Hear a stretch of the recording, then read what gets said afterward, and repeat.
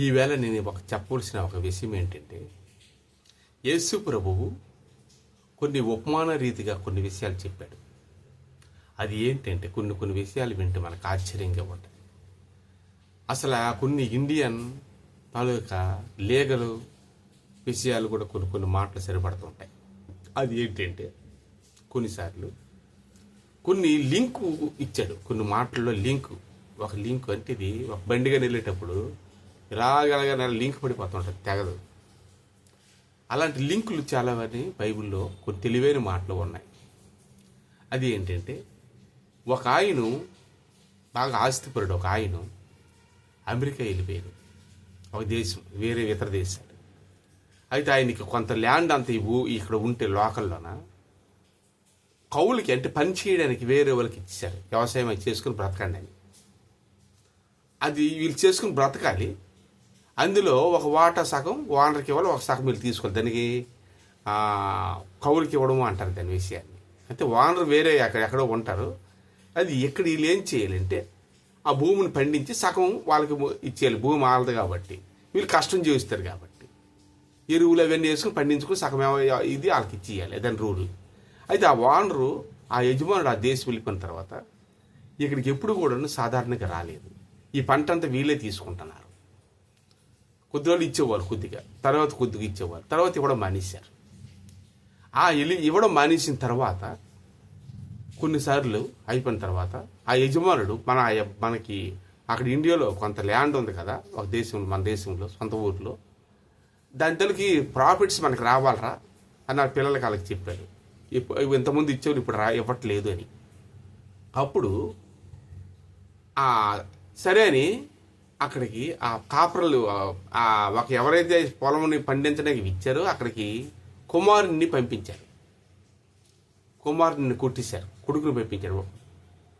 ఆ భూమి మాకు ఇచ్చేయండి, లేదు అందులో వ్యవసాయం తినడానికి కూడా ఇవ్వాలి కదా, మా భూమి కదా, మీరు పండించుకొని తీసుకుంటున్నారు. ఇంతకుముందు అడిగి ఎవరు అడగంది నువ్వెందుకు అడుగుతావు, అయితే నేను దాన్ని వారసనయ్యా అంటే కొట్టేసి పంపించేశారు.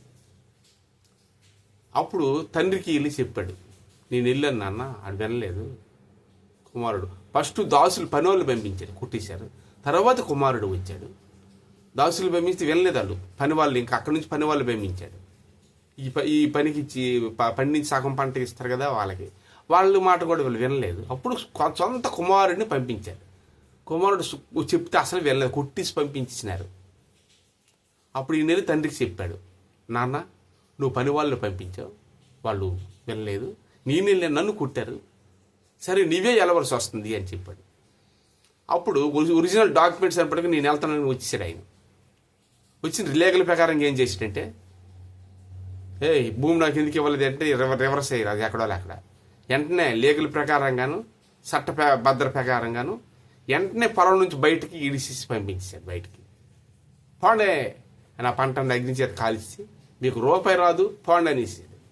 ఇక్కడ దీని అర్థం ఏంటంటే ఇది బైబుల్ ప్రతిదీ లింకే. యేసు ప్రభువు అసలైన దేవుడు, పరిశుద్ధ ఆత్మ, భూమి నిరాకారంగా ఉండును, జలాల అగాధ జలం పైన దేవుని ఆత్మ అల్లాడుచున్నది బైబిల్లో ఉంటుంది. అది కన్నా ఆత్మ పరిశుద్ధాత్ముడు, యెహోవా నేను ఉన్నవాడినంత మోసేత, నా పేరు ఉన్నవాడు అనువాడు, అది ఒరిజినాలిటీ. ఆయన అసలైన శక్తి గల దేవుడు. అదే అల్లాహు అంటారు వాళ్ళు కూడా. ఒక అబ్రహ్మ భార్యలు అయితే ఒక భార్య పిల్లలు ముస్లిమ్స్, ఒక భార్య పిల్లలు క్రైస్తవులు అంతా అయింది భూమి అంతా అన్నాం. మరి ప్రపంచ దేశాలు కూడా ఎక్కువ దేశాలు ఇవే ఉన్నాయి. సరే ఇది పక్కన పెడదాం. అసలైన పరిశుద్ధాత్మ దేవుడు ఒక తాత లాంటి వాడు, కొడుకు మనవడు లాంటి వాళ్ళు పనివాళ్ళు, కొడుకు వాడు వారసుడు, తాత అసలైన దేవుడు, ఒరిజినల్ ల్యాండ్ గలవాడు. అది ఇక్కడ లీగల్ ప్రకారం ఏంటంటే మనవడు తాతల ఆస్తి మనవడికి ఒప్పుకుంటుంది.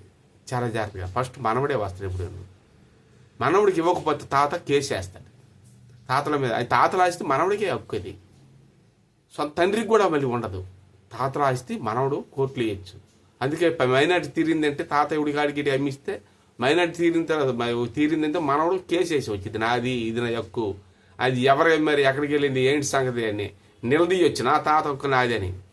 ఎవరైనా మనవడు సంతకం పెట్టుకున్నా ఏది లేకున్నా నేను మంచివాడు, నేను బుద్ధిమంతుడిని, తండ్రి అమ్మినా తాత అమ్మినా కొన్నారంటే మనవడు మైనట్ తీరాడా, వాడు కేసు వేసాడంటే మొత్తం భూమి ఆడికి ఇచ్చివలసిందే.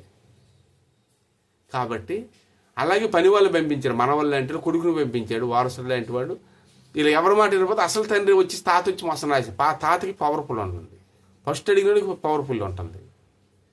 ఇది మనవడు. ఇది విషయం ఏంటంటే లీగల్ ప్రకారంగా తాతలకి మనవడికి తాతల హక్కు ఉంటుంది, తండ్రికి కూడా ఉండదు. మళ్ళీ స్వదాస్తి తండ్రి సొంతంగా కొనుక్కున్న ఆస్తి అయితే ఆవిడ అమ్ముకోవచ్చు, తీసుకోవచ్చు. ఏ పిల్లలకి కానీ ఎవరికి ఇవ్వకపోయినా ఇప్పుడు అడిగినవాడు లేడు. పిల్లలు వాళ్ళు చూస్తే వాళ్ళు చూస్తే ఆ పిల్లలకి ఆ తండ్రి ఇవ్వచ్చు మిగులుంటే, ఆయన తినగా మిగులుంటే. లేదంటే బలవంతంగా అడగడానికి లేదు. ఆ తండ్రిని కూడా పక్కాగా వీళ్ళు చూడాలి లీగల్ ప్రకారంగా. చూసినప్పుడు వాళ్ళకి ఈ ఉన్నవన్నీ ఆయనకి ఇస్తాడు. వాళ్ళు చూడని ఇంటి నుంచి గెంటేయడానికి కూడా సుప్రీంకోర్టులో ఆర్డర్లు అన్నీ అంట. మళ్ళీ తండ్రికి అంత హక్కు ఉంటుంది. అలాగే ఒరిజినల్ తాతకి ఎంత హక్కు ఉంటుంది, పక్కాగా ఉంటుంది. మనవడికి కూడా అలాగే హక్కు పక్కాగా ఉంటుంది, తాతలది మనవడికి హక్కు.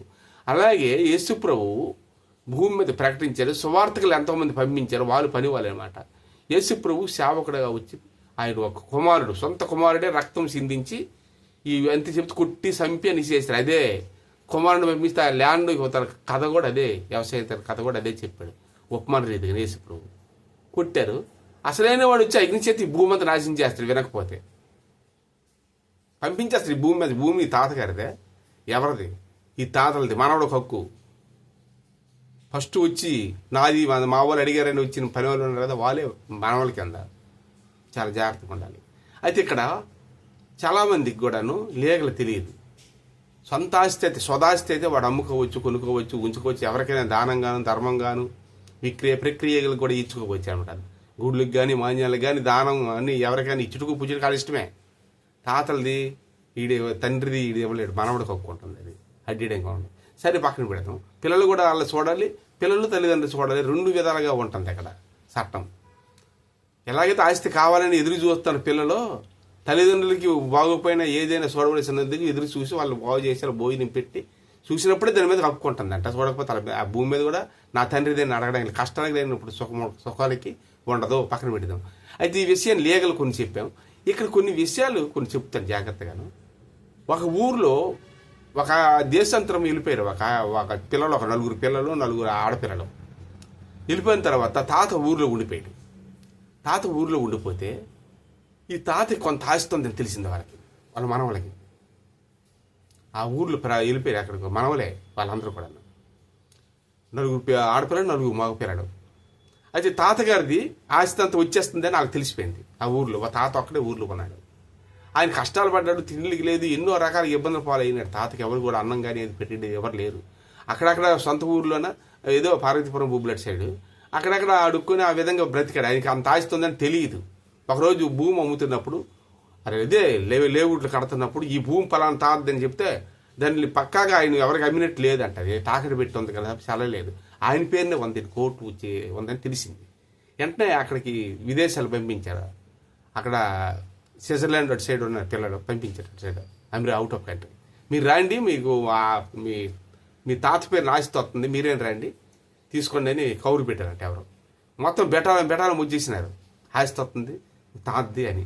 ఆయన కష్టోకాలకి ఇప్పుడు చూసినోడు లేడు కానీ, అడుక్కొని తిన్నాడే కానీ, అందరూ వచ్చేసి ఆస్తి వస్తుంది అని, కోర్టులో వస్తుంది అని మొత్తం వాళ్ళు వచ్చేసారు.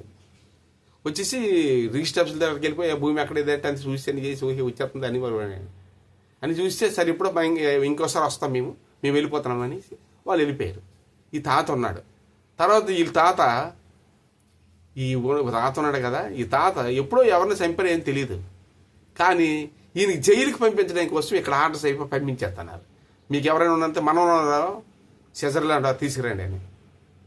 అది పిలిచేసరికి వాళ్ళు మీ తాతని ఎవరో అప్పుడేదో మర్డర్ చేశాడు మీ తాత, ఆయన జైల్లోకి ఇప్పుడు వేసిస్తాను ఈ ముసలి కాలంలో, ఆయనందుకు మీరు ఎవరు ఉంటారా అని అడిగారు వీడు కోర్టు నుంచి. నాకు తెలియదు అని ఎవ్వడు రాలేదు. ఆ తాత జైల్లో ఉంటే ఆయన వాటకి మీరు వండిన ముసలివాడు కదా, సాయం చేయండి మీరు వచ్చి అని అంటే ఆయన వాటకి ఎవడు ఉండలేదు. కానీ తాతలో ఆస్తులకు మాత్రం తెగ వచ్చేసి మొత్తం బెటాలని దీపారు. ఆయన జైల్లో ఉంటాడు, ఆయన వెనుపుకి ఎవరైనా ఉంటారంటే ఎవరు ఉండనిసినాడు. నేను అనేసాడు. అదేంటి మనిషి ప్రేమ. ఏదైనా వస్తుందంటే ఎక్కడైనా మనవాడు ఎవడో రక్షత్కారి అయిపోయాడు, ఒక ఎమ్మెల్యే అయిపోయాడు, వాడు నా ఓడే అంటారు. ఆడు ముష్టాధికారి అయిపోయి అడుక్కుంటాడు అనుకో, వాళ్ళు ఎవడో నాకు తెలియదు అనేస్తారు. ఇది మనుషుల్లో ఉన్న నీతి, దేవుళ్ళో ఉన్న నీతి గొప్ప నీతి. నిజం ఎప్పుడు ఎల్లకాలం ప్రేమించిన వాడికి దేవుడే నిజం చెప్పాడు. అది ఎవరు కూడా అర్థం కాదు. Thank you. ఈ వాక్యాన్ని మీరు అందరికీ చేర్చేయండి. చాలా లీగల్గా ఉన్న విషయం. Thank you.